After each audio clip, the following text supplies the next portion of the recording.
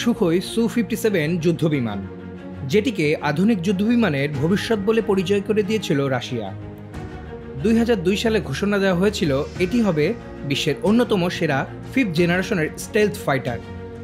কিন্তু বর্তমানে সামরিক বিশ্লেষকরা বলছেন রাশিয়ার সবচেয়ে ব্যর্থ যুদ্ধবিমান প্রকল্প সুখোই সু-57। কিন্তু কেন? এর প্রথম কারণ বিমানটির ইঞ্জিন।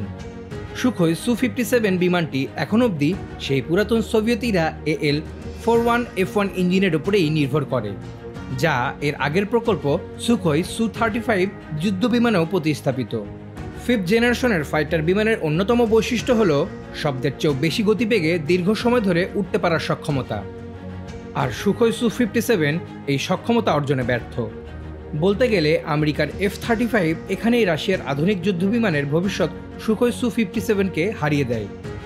এর দ্বিতীয় বড় সমস্যা হলো স্টেলথ প্রযুক্তিতে। স্টেলথ ফাইটারের প্রধান বৈশিষ্ট্য হলো শত্রুপক্ষের নিরাপত্তার রাডারে ধরা না পড়া, অথচ এর ডিজাইনে পরিপূর্ণ স্টেলথ ফাইটারের কোনো বৈশিষ্ট্যই নেই। কারণ এই বিমানটিতে অস্ত্র বহনের জন্য বাইরের পথ ব্যবহার করতে হয়, যা রাডারে সহজেই ধরা পড়ে। আর এখানেই আমেরিকার B-2 বোম্বার সুখোই সু-57কে ছাপিয়ে যায় যুদ্ধ কৌশলে। এছাড়াও রয়েছে এর উৎপাদন ব্যর্থতা। প্রায় 20 বছর পার হয়ে গেলেও রাশিয়া এখন অবধি 30টির কম আধুনিক সুখোই সু-57 তৈরি করতে পেরেছে। যুদ্ধ বিমান তৈরিতে উৎপাদন দক্ষতা থাকা অত্যন্ত গুরুত্বপূর্ণ, যেখানে রাশিয়া পুরোপুরি ব্যর্থ। এর সাথে রয়েছে বিমানটির প্রযুক্তিগত দুর্বলতা। এটিতে নেই কোনো উন্নত সেন্সর ফিউশন, শক্তিশালী নেটওয়ার্ক সিস্টেম কিংবা তথ্যভিত্তিক যুদ্ধের জন্য প্রয়োজনীয় সফটওয়্যার নির্ভর প্রযুক্তি।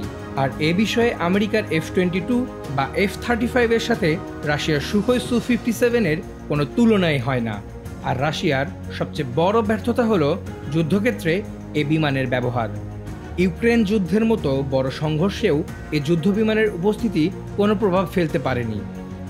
রাশিয়ান এয়ারফোর্স নিজেরাই বিমানটিকে যুদ্ধক্ষেত্রে ব্যবহারের জন্য কোনো আগ্রহ দেখায়নি, ফলে একে কমব্যাট প্রুভেন যুদ্ধবিমান বলার সুযোগ নেই।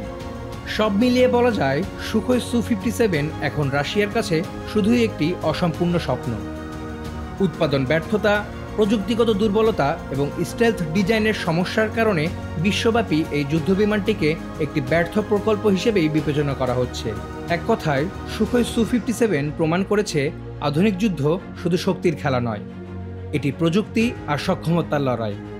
আর সেখানে রাশিয়া আমেরিকা থেকে পিছিয়ে পড়েছে।